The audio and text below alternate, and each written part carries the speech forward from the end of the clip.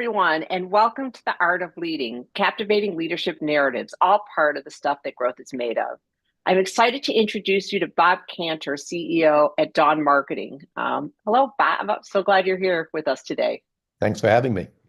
You have such a great story, and I'm excited for our listeners to learn more about you and learn more about Dawn Marketing.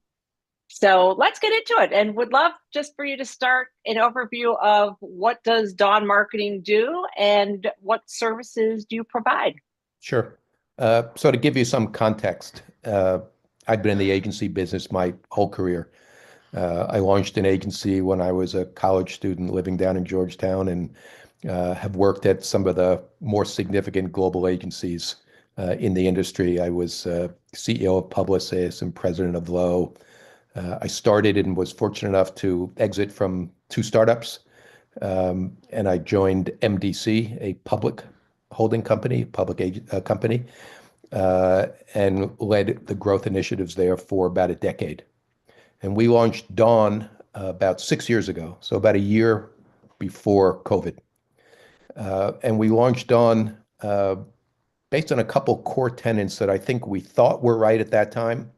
And fast forward 6 years later, I think maybe we were even more right than we thought, or a little lucky, or a combination of the two. COVID certainly helped to accelerate the importance of our proposition. It was interesting when I left MDC, which was sort of a second-tier holding company compared to some of the big global groups. We looked at the industry and sort of concluded there were two routes to take. One was to try and modernize established legacy organizations, and the other was to build something today from scratch, built for today's marketplace. The challenge that some of the competitive holding companies have is they've spent billions and billions of dollars over dozens of years, and they're invested in the portfolio that they have. So they have to play those cards. And that's tough when the industry has changed so much. And marketing services, like many other industries, has changed so significantly based on technology and automation. And if you're a traditional holding company with an agency that's 50 years old, that has 100 offices in a bricks and mortar infrastructure around the globe, probably every one of them built before the internet existed, that's a really hard hand to play. So we concluded it would be smarter to build something that was right for today's marketplace, that today's modern marketers were looking for. And it was based on three core tenets, as I said before, that we really believed in, and fast forward, they've even come to be more significant in the marketplace. The first was when I began in the industry, if you were at an agency that had a bricks and mortar infrastructure around the globe and had the ability to do advertising and public relations and media and research and event marketing, clients, big global clients, would feel pretty comfortable parking their business there because that agency had multiple capabilities. They were pretty good at a lot of things. I don't think today any great marketer is looking for a company that's pretty good at anything. They want to know who is world-class at this and who is best in class at that. So the core tenet for Dawn is specialization. And the world has gotten so complex and technology has impacted our business so significantly, and it's just going to accelerate it even at a faster rate, that specialization has become really critical and core to the foundation of Dawn. So every one of our agencies is a best-in-class, most awarded, largest, premier agency in its discipline expertise. And Love that. they join the portfolio because they want to play to their strengths and then work alongside other super talented agencies. The challenge for any business of specialization, of course, becomes integration, because today's marketers have complex customer journeys and distribution and marketing services models. And so while they embrace specialization, they need many specialized capabilities. So the secret sauce, I think, to Dawn is world-class specialists who actually collaborate really well.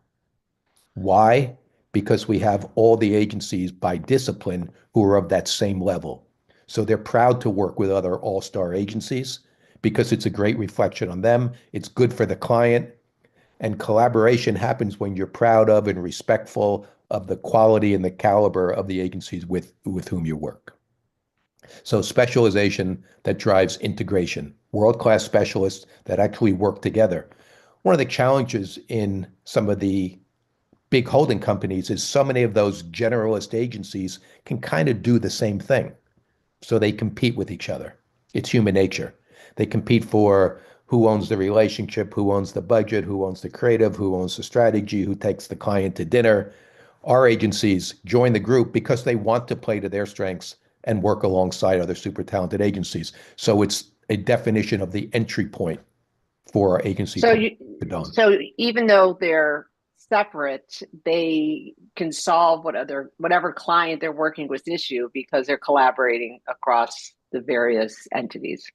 That's right. So if we have a creative agency that builds a TV campaign, it may become clear that they also want to have influencers to create user-generated content to talk about that concept through their own personal and authentic voice. It may become clear that that creative campaign needs a media agency to plan and buy the media. There may be extensions on it that work in sports marketing or extensions that work for event marketing. So we have the ability for our agency partners to do what they do best and to bring in other partners to expand and integrate a client's campaign delivery. Right, right, right. So it's a win-win for the client because they're getting best in class and they can still do a one-stop place to get what they need. That's right. And, I think Yeah, it's interesting that I say to clients all the time, no matter what your needs are today, they're going to be different 6 months from now or a year from now. And that's the problem in any business when you make a commitment that the world changes, your needs change, your business changes, and we give them the flexibility and the efficiency to add additional capabilities if and when and as those are needed. okay, so you talked about your first tenet is specialization through integration, right? Correct. What's your second? The second is something that I've always thought was really important in any business, not just in the marketing services business, which is that you always want to sit across the table from the person who owns the business, the entrepreneur, the founder whose success is predicated on your success. It's different than working with a professional manager. And it's the same if you hire a lawyer or an accountant or a doctor or an advertising agency or an architect. You want to work with the people who built a great company, who had the vision for it, who were the world-class experts at it, versus being handed off to a management team. So every Dawn agency is run by and or owned by the people who built that agency. Love And that. most importantly, they're not tethered to a financial institution. Their sole criteria for success is delivering success for a client. They don't have an outside influence dictating how to staff a business or how their P&L needs to be determined. So having world-class entrepreneurs, the people who created a great agency, tethered to a business with a focus exclusively on that business. Yeah. Versus, I would imagine, again, I'm not an expert in your industry, but I would imagine that there's lots of companies that are owned by PE or venture capital backed, which has different goals than, as you said, an entrepreneur of a specific industry that doesn't have those Yes, those and other type of goals or expectations. there's nothing wrong with, in fact, it should be the goal to be able to monetize the success that you've had. And Absolutely. whether it's with a PE group, because it takes money sometimes to make money, you need capital to expand, or a holding company, a traditional holding company, who acquires an agency who has some success and then says, hey, Within our group, we can help you to expand that and accelerate growth. What typically happens in all of those deals is the founders uh, get their earnout, and maybe that's 3 years or 5 years later. Congratulations to them.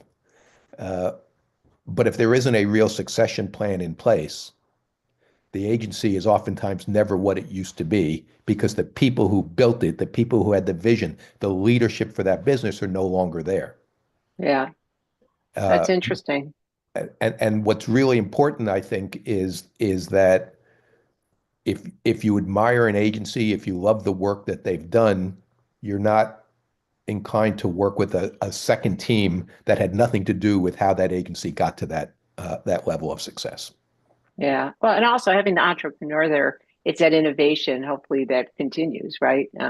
In their blood and wanting not to only be successful where they're at, but as you said, your business continues to change. You want someone who's continuing to, think how to continue to build and innovate and stay ahead of the curve. There's a different spirit, I think, with entrepreneurs. This is my third startup, and on the marketing services side, entrepreneurs tend to be more innovative. They had to learn how to pivot and how to address Right. changes and compete against bigger competitors, how to be more innovative, how to be more efficient, how to be more creative. In big organizations, big traditional legacy advertising agencies, uh, generally, I think people are trying to keep the train on the tracks, and it's a different mindset. And so we tend to attract clients who are more growth oriented, more modern marketing oriented, more innovative in their approach, appreciate brilliant creativity, smart strategy, love the use of technology, which is different than sort of a more traditional approach historically in our industry. Yeah. Okay. So then what's the third tenant in terms of your focus? Well, you have a good memory for recalling that I said three. So three tenants: specialization, Mm-hmm. entrepreneurs, and Mm-hmm. the third is something which has been really important in our industry for a long time, but today I think is critical for success, which is the significance of analytics, data analytics, and Yeah. most importantly, measurement. We've heard for a long time about data-driven businesses, and today I think that's almost table stakes. If a marketing services company or marketer doesn't have meaningful analytics to understand who their customer is, what their journey is, how they migrate in and out of different segments, uh, they virtually can't compete. So some companies are better than others at that, but it's, as I say, I think it's table stakes. What has changed in the last several years is that we're now able to measure everything. And if So it's it's working, it's it's that ROI. And so you're it's an being ROI, it's not ROI. it's an ROI, but not just on the totality of a marketing campaign or budget. It's to be able to have an analysis of attribution of what individual investments are working and how to optimize them. If it's working well, we want to pour gas in the fire. If it's not working, you should turn it off or try and fix it. So whether it's a experience in a store or a stadium, or whether it's a digital ad or an Instagram piece of communication, or uh, a drone show in the sky with people taking pictures of it and posting it to their own social media. We can measure absolutely everything. That's And great. the challenge that some of the other organizations that we compete with oftentimes have is they've bought mature companies. And those companies have built out their capabilities. And so they have duplication across so many disciplines of Yeah. expertise, technology and analytics being one of them. At Dawn, we said, as opposed to what most of those companies did, which was to say, how little do we have to spend to be pretty good at it? We said, why don't we build it at the center and not build it across every agency? at a world-class level and then allow each of our agencies to access the capabilities as they need them for their individual client. So not only do we have the data feeds and all the measurement and all of the third and first party data, as well as the security to handle credit card data, things like that, but we have importantly the data scientists who sit on top of that. So I believe many times we understand a client's customers better than they do because we have a dedicated resource to understand that. And since the beginning of time, the better you understand the consumer, the more relevant the message can be, the more motivating the communications can be. So centralizing analytics and having really important econometric measurement that can determine the ROI on every individual effort in every. Yeah. It's so interesting, Bob. A few things that really stand out. I mean, there's so many things. So first of all, congratulations on all your successes. It's your third company, and I love just hearing about the uniqueness and again the three core tenets that you're talking about. You know, I think about my experience at Ernst and Young. I was fortunate to be in a business unit where we were almost starting from scratch. And as you said, it's sometimes easier because you can build it and build it so it's more flexible than when you have a very a good organization but has a lot of infrastructure or a lot of already investments. Fixing those things is just harder. It's harder work.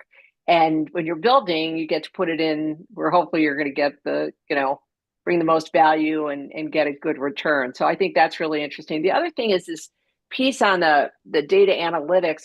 It's almost like you're merging the leading and lagging indicators, because if you've got just in time information or pretty quick just in time, you don't have to, you really get to see your activities and what are the results it's driving. So where do you make more investment? So I love that.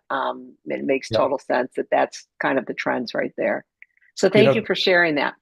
two comments on what you just said that I think are important. You were at Ernst& Young.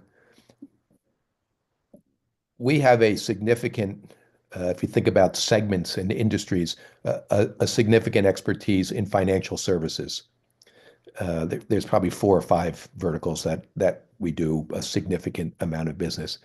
And it's interesting why that is the case, because Ernst& Young and the other financial services companies in the space, they're not in the marketing business.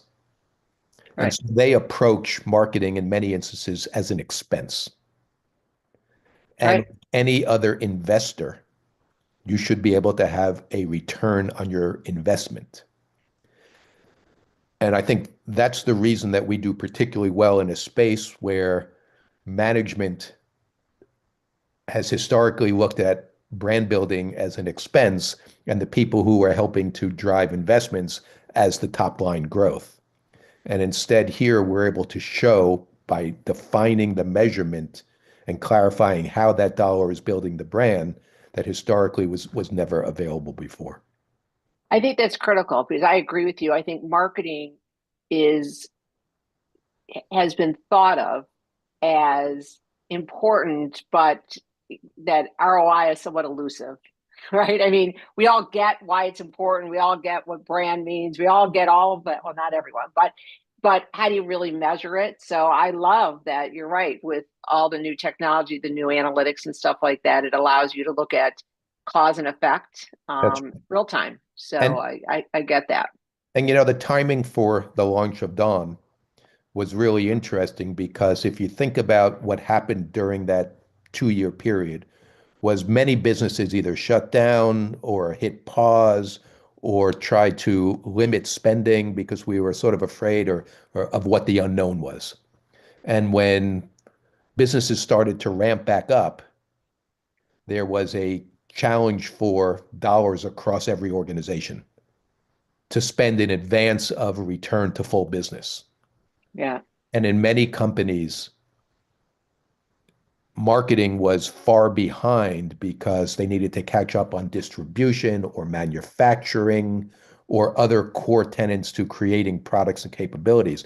But if you can actually measure the impact and justify the ROI. In fact, we're the ROI AOR, return on investment agency of record for several global businesses who hire just our econometric measurement group to help not just marketing, but the CEO to understand how to better take advantage of investments across their complex businesses. Yeah.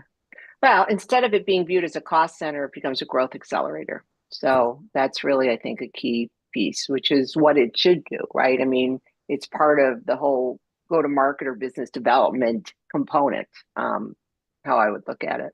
So, yeah, well, that's great. And I love that, you started right before COVID, and COVID was a plus for you guys, as for many companies, it was a real challenge. Um, so congratulations on that. So changing topics a little bit, Bob, if you went back in time, what advice would you give your younger self? And I'd add a second piece. What advice would you give others who would like to, be that entrepreneur, start their own adventure? Sure. So two different questions. They are, but I think they're related. Couple of things. One is one of the things that I think many people underestimate when they start their own business is that they're fundamentally running a small business. And to use my space, marketing services, uh, I spent my first 20 years working with clients, developing strategies, producing advertising, running TV campaigns. When you start your own agency, you're running a business and you have to deal with insurance and accounting and GAAP regulation and government issues and employees and talent and hiring and firing and legal issues. And understanding how to run a business is very different than understanding how to make a commercial. I was a finance major in college. I started as an accounting major and then Okay. became a finance major. And so business was a little more comfortable for me. Uh, but I say to people who start a business all the time, many times you have a great creative director who has done brilliant, famous work and has attracted great clients, and they want to start their own agency, and clients are interested. You need a business partner because understanding, particularly, I'm in New York, particularly in an expensive market where probably 70% of startups fail, being an expert in your industry is different than being an expert at running a business and Right. understanding how to take advantage of or learn how to navigate all the challenges of running businesses. I would also say there's research that also shows a lot of times entrepreneurs are great with the startup, but they're not necessarily the right people to be running the business as it continues to scale. So different skills Yeah, and figuring out where you fit.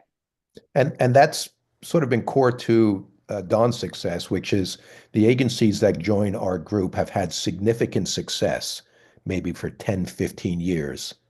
And now they've gone from zero to 50 million, $100 million. And the question is, can you scale the business globally? And for that, there's a different skill set and there's a Yeah, different set of requirements. So we help our businesses to scale with experience and infrastructure. Because you're right, it's very different to run a business and to hustle and to work hard. Uh, but you need to be able to have the tools and the resources to scale a business, right. certainly across the country and for most of our businesses globally. So you have some shared services, I assume, for The, your mo- agencies. the most important shared services that we have is probably the piece that's the most complex and expensive to build, and that's our analytics group. Uh, but part of the Dawn community uh, is the access for other CEOs to learn from what other CEOs are doing and the challenges they have.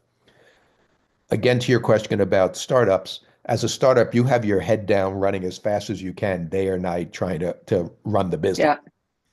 Yeah, But understanding that the issues that were as challenging for your business are probably the same ones for other businesses, for other agencies in similar industries. And so we get together, we call it Dawn Day, a couple times a year, and we share conversations about how are you addressing, during COVID, work from home, Yeah. DEI issues, profitability issues, cash flow issues. So part of the success is having other people who you can rely on who've gone through those experiences. And we also connect departments. So every agency has a CFO. We connect all the CFOs to share those things. Many of them have a business development person or a creative director. Yeah. We put those groups together. So we allow the agencies to do what they do best, but to get the benefit from the best practices and the learnings from other agencies who've gone through the same thing. Not so different than the CEO peer advisory group that I lead, except mine is cross industry. Yours is within your company, but cross, similar businesses, although the specialization is a little different. But that peer advisory piece in terms of learning and supporting each other and helping become better leaders, making better decisions and driving better results is critical. So I love that you do that. And you're right, at all different levels in the organization, people can learn from each other. And So it's really important to benefit from the totality of the group versus mhm, individual agencies. We share people, talent. Sometimes you have a brilliant manager who's moving to another state, and we have an agency there, and I'd rather not lose them, but keep them here. Sometimes I have an agency that lost a business or that gained a business, and we can gain efficiencies yeah. with people. We also gain efficiencies with some of the things that we buy, some of the technology that we engage. It's tough to run a small business by yourself. And ultimately, I think many marketers, the procurement departments of marketers, understand the inefficiencies of small businesses, and that makes them anxious because they're paying for that inefficiency. So if we can have better agencies that are running more efficiently, we can pass that savings on to marketers. It's a win-win for everybody. Yeah, love that. So going back to my question, if you were to go back in time, what advice would you give your younger self? Well, clearly, my first comment is by far the most important, which was understand business. And even if you're graduating college with a degree in journalism, I still think learning and understanding business is important, number one. Got it. Yep. Number two is I think it's really important to understand the business of your client's business. How did they make money? There are a lot of great agencies in the world who've done famous advertising. Uh, that's iconic and great for their brand and their reputation. But really understanding how a client makes money, I think, is critical to becoming a long-term partner. And businesses today are complex. Are you selling something direct to the consumer on a website through a third party like Amazon, at Right. retail? Understanding the complexities of your clients' businesses it is really critical because in an industry that retains uh, relationships on an average of 3 or 4 years. So clients come in, get a new CMO. I want a new advertising agency, a new media agency, a new AI agency, a new influencer agency. Every 3 or 4 years in our industry, that tends to roll over.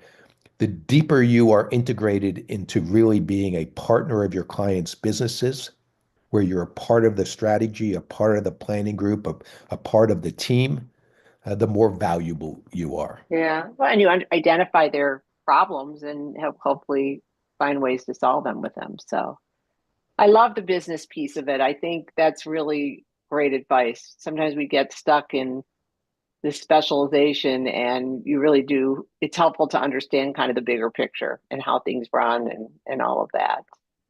Well, good. And Well, then thank you. Yeah. I'd add Sorry. just one third, kind of on a lucky strike extra, but Uh, I think this is true in many businesses where you're hired as a consultant of source, which is, I think many relationships get complacent on focusing on the scope of their responsibilities. This is what our client hired us to do, and this is what we do. It could be the same for many, many innovation and the creativity and the vision and the foresight to understand what's possible, to bring fresh ideas, new ideas that may not have been part of the scope or expected. I think, again, that's what creates a great relationship. And, Yeah, sharing that insight. and more than sharing an insight, sharing unexpected ways to help to scale a marketer's business that may not have been a part of the scope. Yeah, yeah, that's great advice. So changing topics a little bit, you've run different businesses, you have a big team now. How do you build trust and rapport with your team?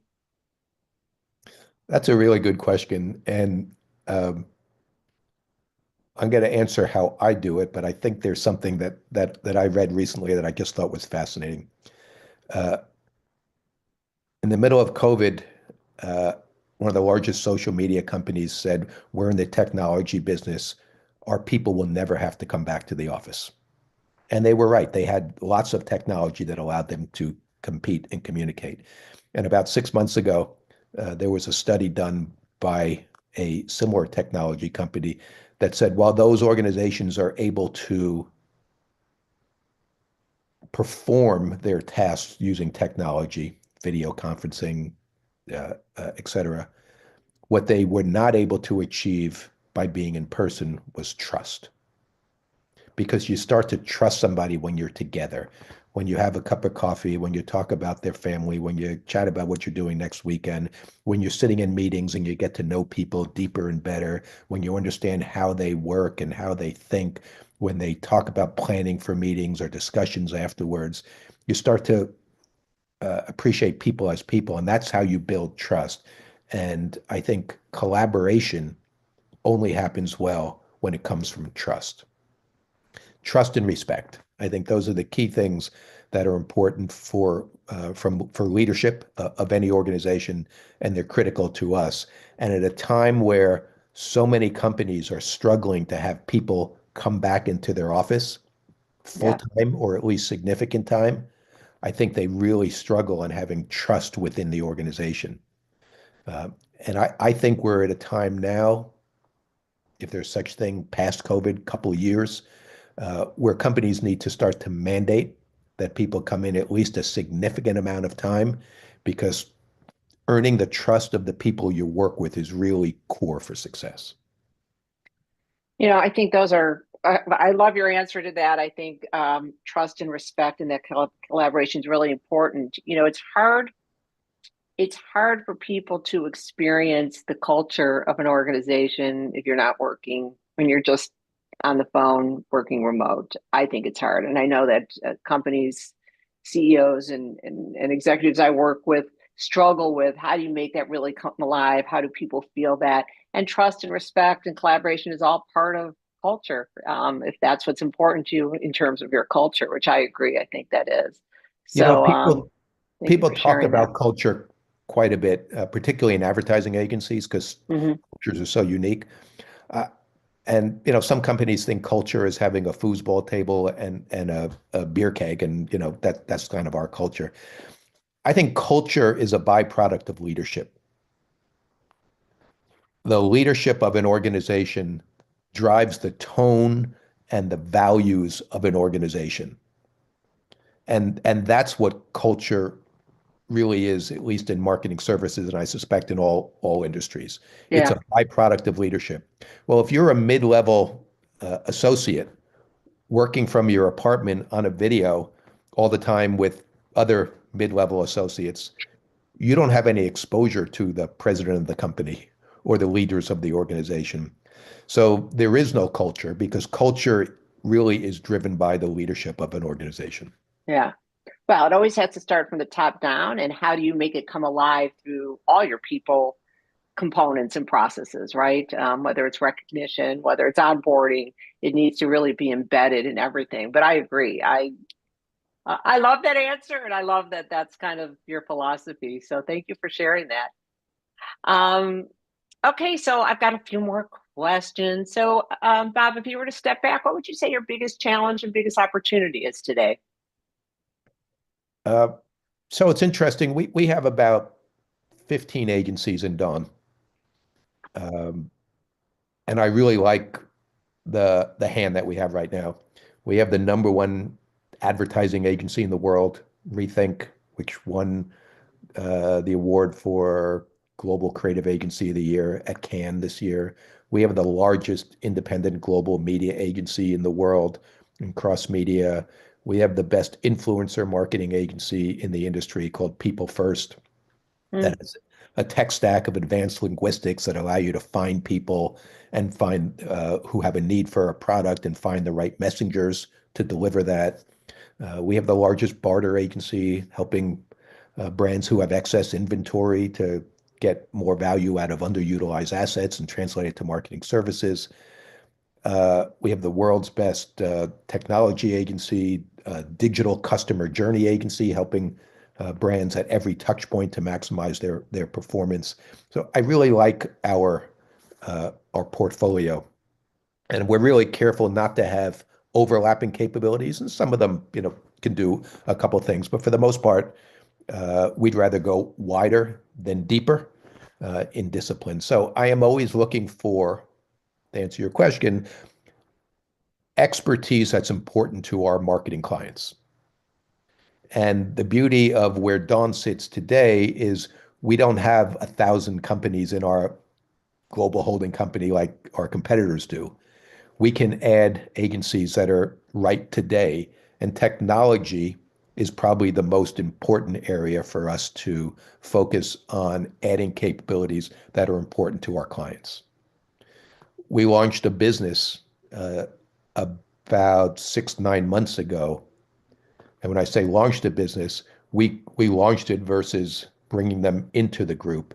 And we actually went out and got some private equity money to create Mm. uh, what is considered to be an in-house agency group. So many global marketers now hire agencies to create the big campaign, but they have to localize, transcreate, translate, and implement in hundreds of markets around the globe with various versions for different targets. Many of those companies find it way more efficient to do that themselves with an in-house agency and technology that can transcreate and localize. So And we, that will continue to change. So that's something you'll always be looking for. How do you stay ahead of the game there that's right. or capture the new? Yeah. So we launched that company called Citizen Inside because we saw a need for the market and we couldn't find a company that we thought did it at the level that we wanted and could use technology to help marketers to be more efficient and to deliver a global solution. Interesting. Well, it sounds like an amazing company that you've built. Exciting to follow it as you go forward. So, a few more questions. So, as a leader, how do you measure success? Uh, our business is kind of clear. Dawn's success is predicated on the success of our agency partners. Um, and I remember last year at our partners meeting, we started the conversation by saying, at that time, I think we had 12 or 13 agencies. Every agency in the group had either their best year or approached their best year in the history of their company.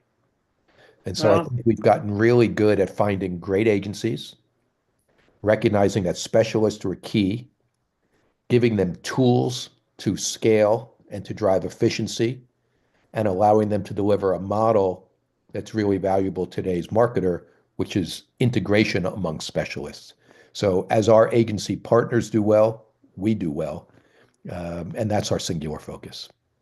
goes back to your core tenets. So, it totally makes sense. A full circle right here.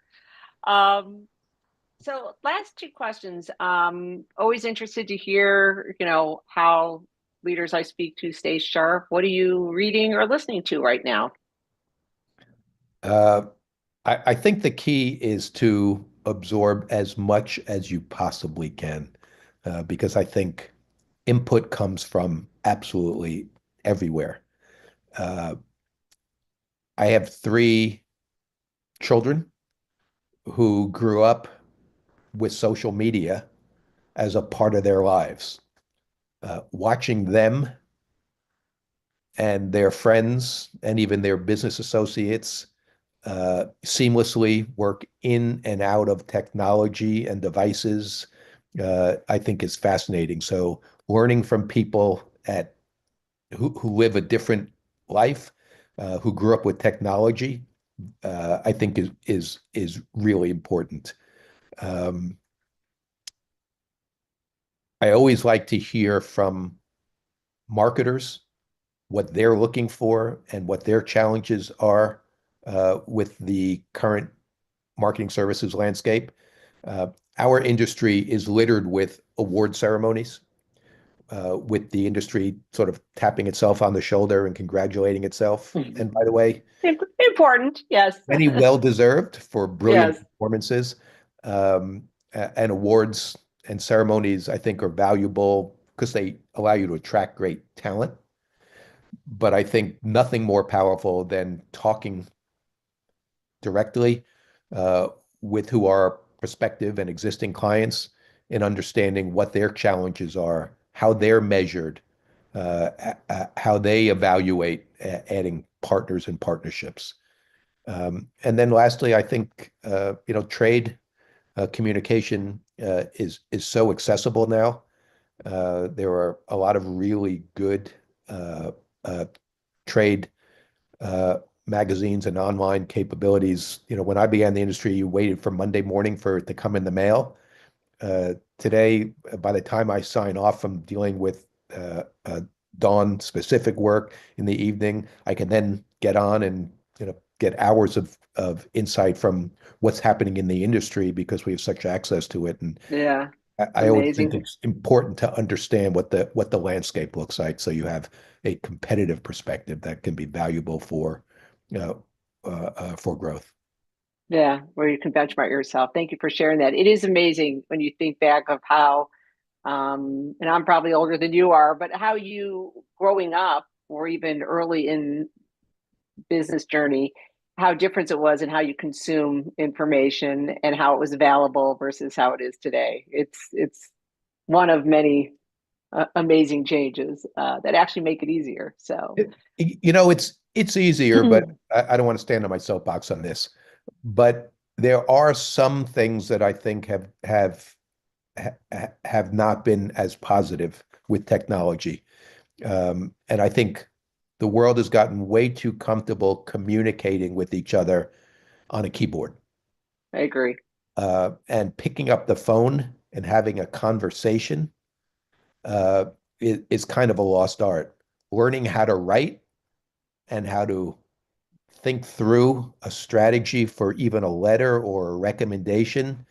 I think there are certain skill sets that you can learn from mentors, but relying on a keyboard, while there are many advantages that technology brings, and certainly advantages Yeah, we provide for our client, um, I think you got to be careful that it doesn't become a crutch and you don't lose what is the most important part of a relationship, which is communications face to face yeah. or phone to phone. But that goes back to what we were talking about in terms of how do you build trust, or build a successful team. You need that communication and that interaction to build trust and rapport and collaboration. So it's kind of all tied together. I agree with you on that. I'm an old mom, and my daughters are in their 20s, and um, at times, especially when they were writing their first cover letter for resume, that's not how they communicated. It was quick with quick short things. So I totally get what you're saying. Interesting. So you have been so generous with your time. I have one last question, Bob. What would you say is the critical success factor or secret sauce of being an effective leader today? I think the best leaders have vision for what's ahead. We've talked quite a bit during this conversation about being respected and building trust. Those are core because I think any organization uh, where your product goes up and down the elevators and out the front door every day, meaning a people business, Mhm. trust and respect is really key. But I think great leadership, the greatest companies are led by people who had vision. where is the puck going to be, and how can I skate to it? Where is the future of our industry? How important is technology? How can I help my clients to stay on the forefront? How can we help our agencies to stay ahead of the game? That's why we have technology at the center, and measurement at the center. But I think understanding where the business is going, which is really gained by having perspective, not being afraid to think about what it might look like in the future, and having the confidence to understand and to be able to look at the industry in total, having that perspective and that experience, because it's easier to build a business for where the market is going to, I think, than to fix an outdated legacy business and try I and agree. retrofit it for the future. I agree. What a great way to end a really fascinating conversation. I've loved learning about Dawn Marketing and your journey and what a successful journey it's been. So thank you, Bob, for sharing your thoughtful insights and all part of the art of leading. And thank you all for listening. This is the stuff that growth is made of.